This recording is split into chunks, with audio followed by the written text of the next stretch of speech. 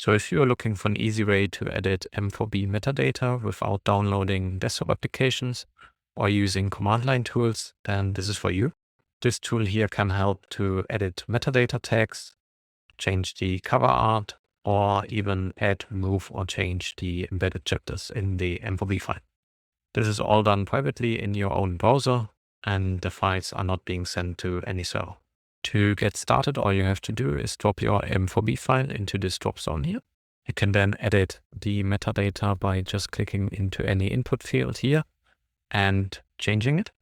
So for instance, you could change the album from Tales to Tales Episode 1.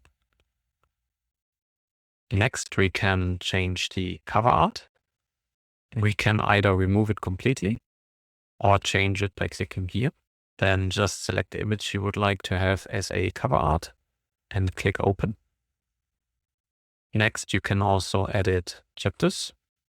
You can edit existing chapters by clicking the pencil icon and then adjusting whatever is in the input fields. You can also adjust the timestamp. Once you're done, just click on the check mark. If you want to remove a whole chapter, you can click here. And if you want to add a new chapter, you can click here. Enter your chapter title. I will leave it at chapter 3 for now. Adjust the timestamp. And once you're done, click the check mark here. Once you are happy with your edits, you can go ahead and click download updated file.